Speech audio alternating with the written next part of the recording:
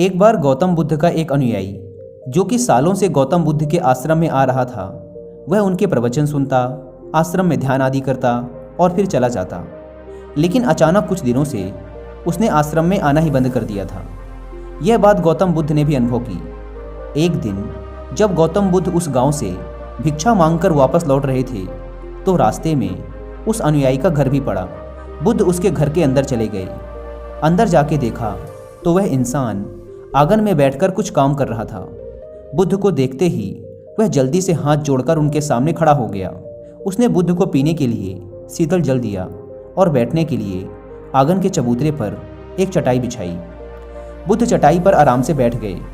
फिर बुद्ध ने उस अनुयायी से पूछा, तुम्हारे घर परिवार में सब कुछ ठीक तो है ना?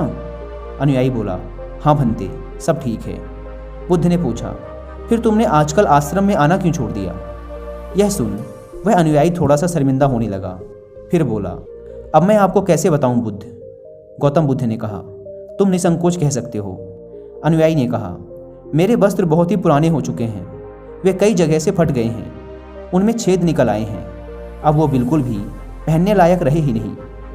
बुद्ध ने अनुयायी के वस्त्र देखे, वे सच में बहुत ही बुरी हालत में थे, जगह जगह से घिस चुके थे, कई सारे छेद थे उनमें। इसके बाद बुद्ध उठ खड़े हुए और मुस्कुराते हुए अनुयायी के कंधे पर हाथ रखकर बोले, चिंता मत करो, सब ठीक हो जाएगा। शाम के समय जब आश्रम से सभी अनुयायी बुद्ध के प्रवचन सुन घर वापस जा रहे थे तो बुद्ध ने अपने एक धनवान अनुयायी को रुकने के लिए कहा। जब सब चले गए तो बुद्ध ने अकेले में उस धनवान अनुयायी से अपने उस गरीब अनुयायी को 2 जोड़ी वस्त्र देने को कहा। धनवान अनुयायी उस गरीब अनुयायी के घर वस्त्र भिजवा देने का वचन देकर वहां से चला जाता है। अगले दिन सुबह वह अमीर अनुयायी उस गरीब अनुयायी के परिवार के हर एक सदस्य के लिए 2-2 जोड़ी कपड़े एक पोटली में बंधवा कर अपने नौकर के हाथ भिजवा देता है, जिसे देखकर उस गरीब अनुयायी का पूरा परिवार बहुत ही खुश होता है। अगले दिन जब वह गरीब अनुयायी दोबारा से बुद्ध के आश्रम उनके प्रवचन सुनने आता है तो अंत में जाते समय बुद्ध उस अनुयायी को रोककर उससे पूछते हैं, क्या अब तुम अपने नए वस्त्रों में आराम से हो? तुम्हें और कुछ तो नहीं चाहिए? अनुयायी ने कहा, पहले तो आपका बहुत बहुत आभार भंते, मैं इन कपड़ों में बिल्कुल आराम से हूँ और मुझे अब और कुछ नहीं चाहिए। बुद्ध ने आगे पूछा, अब जबकि तुम्हें नए वस्त्र प्राप्त हो चुके हैं तो तुमने अपने पुराने वस्त्रों का क्या किया? अनुयायी ने कहा, हमारा परिवार अब से उन्हें बिस्तर में बिछाने और ओढ़ने के काम मिलेगा, अब हम उन्हें ओढ़नी की तरह उपयोग में लेंगे। बुद्ध ने कहा, फिर तुमने अपनी पुरानी ओढ़नी का क्या किया? अनुयायी ने कहा, बुद्ध, मैंने उसे अपने घर की खिड़कियों में पर्दे की तरह लगा दिया है। बुद्ध ने कहा, तो क्या तुमने अपने पुराने पर्दे फेंक दिए? अनुयायी बोला, नहीं भंते, अब मैं उन पर्दों के छोटे छोटे टुकड़े करके उनका उपयोग रसोई में गर्म बर्तनों को उतारने और पकड़ने के लिए कर रहा हूँ। बुद्ध ने पूछा, तो फिर तुमने रसोई के पुराने कपड़ों का क्या किया? अनुयायी ने कहा, अब मैं उनका उपयोग घर में पोछा लगाने के लिए करूँगा। बुद्ध ने कहा, तो फिर तुम्हारे पुराने पोछे का क्या हुआ? अनुयायी ने कहा, बुद्ध, वो पुराना पोछा इतना तार तार हो चुका था कि अब उसका कुछ भी नहीं किया जा सकता था, इसलिए मैंने उस पोछे से एक एक धागा अलग करके दिए के लिए बातियाँ बना ली।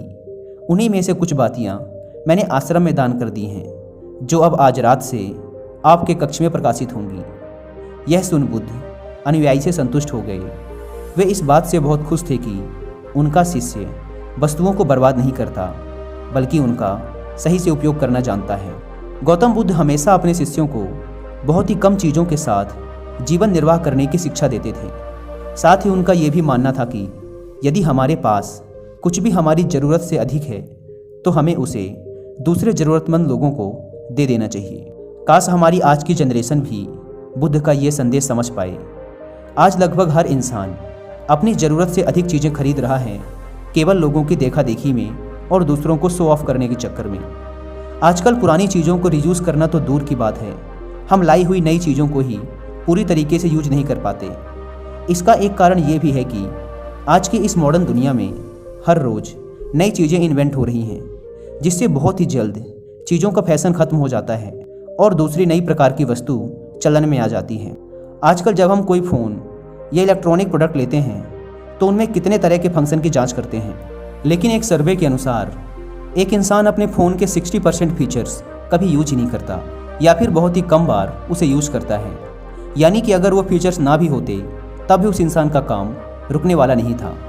पर ये तो है मानव निर्मित चीज़ों की बात, लेकिन समझदारी से यूज करने की सबसे ज़्यादा ज़रूरत हमारे प्राकृतिक संसाधनों जैसे पेट्रोलियम, नेचुरल गैस और कुछ बहुत ही महत्वपूर्ण चीज़ें जैसे पानी और बिजली को है। आज जब प्राकृतिक संसाधन दिन प्रतिदिन खत्म होते जा रहे हैं तो ऐसे में हमें भी पूरा प्रयास करना चाहिए कि चीज़ें कम से कम बर्बाद करें और अपने छोटे छोटे प्रयत्नों से इस पृथ्वी को सुरक्षित बनाकर रखें।